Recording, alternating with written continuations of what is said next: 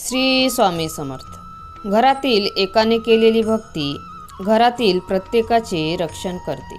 तर स्वामी भक्तांनो, घरात फक्त एक व्यक्ती मनापासून देवाची भक्ती करत असेल तर त्याचा फायदा फक्त त्या व्यक्तीलाच होतो का?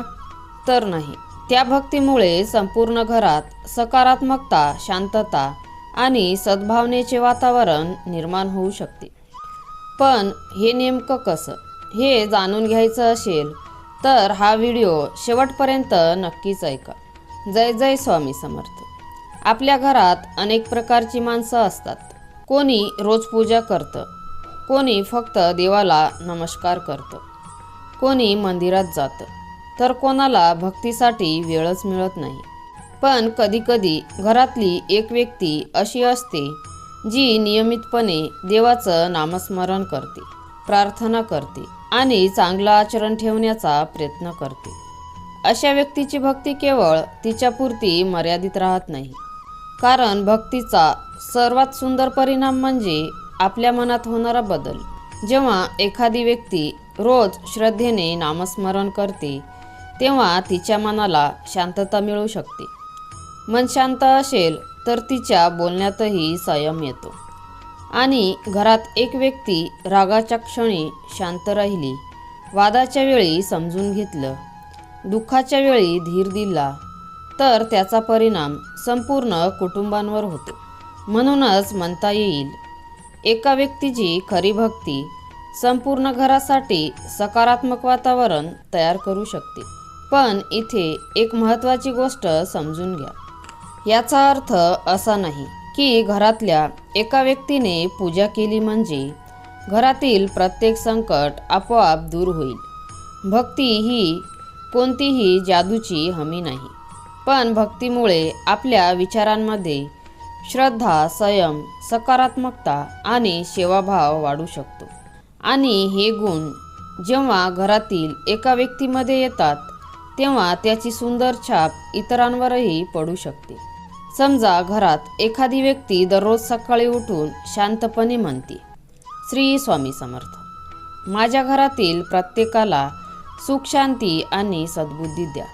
ही प्रार्थना फक्त शब्द नसतात, ती त्या व्यक्तीच्या मनात आपल्या कुटुंबांसाठी प्रेम आणि काळजीची भावना निर्माण करते।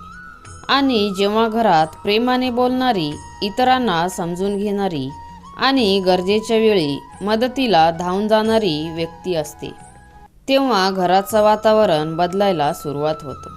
म्हणून तुम्ही घरात एकटेच भक्ती करत असाल तर निराश होऊ नका। माझ्यासोबत कोणी पूजा करत नाही, मग माझ्या भक्तीचा काय उपयोग, असा विचार करू नका। तुमची भक्ती इतरांवर लादू नका। कोणाला जबरदस्तीने पूजा करायला सांगण्यापेक्षा तुमच्या आचरणातून भक्ती दाखवा। तुम्ही शांत राहा, प्रामाणिक राहा, वडीलधाऱ्यांचा आदर करा, लहानाशी प्रेमाने वागा, गरजूला मदत करा आणि शक्य असेल तेव्हा क्षमा करायला शिका। हीच तुमच्या भक्तीची खरी परीक्षा आहे। कारण देवासमोर दिवा लावणं सोपं आहे, पण मनातील रागाचा अंधार कमी करणं अधिक महत्त्वाचं आहे।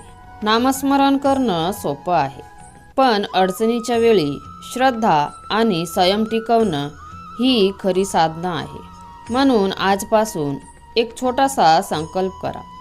दररोज काही मिनिटं स्वामींचं नामस्मरण करा, मनापासून प्रार्थना करा, स्वामी माझ्या घराला फक्त संकटापासून वाचवा असं नाही, तर संकटांना सामोरं जाण्याची शक्ती, योग्य निर्णय घेण्याची बुद्धी आणि एकमेकांवर प्रेम करण्याची भावना द्या। ही प्रार्थना मनापासून करा आणि लक्षात ठेवा, घरात भक्ती करणारी एक व्यक्ती म्हणजे त्या घरात आशेचा एक दिवा। तो दिवा इतरांच्या मनातही प्रकाश निर्माण करू शकतो। म्हणून तुमच्या घरात तुम्हीच भक्ती करत असाल तर ती श्रद्धेने सुरू ठेवा। तुमची भक्ती दाखवण्यासाठी नाही, तर स्वतःला आणि आपल्या वागण्याला अधिक चांगलं करण्यासाठी असू द्या।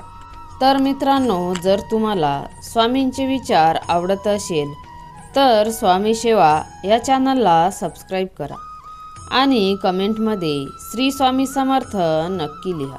स्वामी समर्थांचा आशीर्वाद सतत तुमच्यावर राहो अशी स्वामीचरणी प्रार्थना करते. श्री स्वामी समर्थ.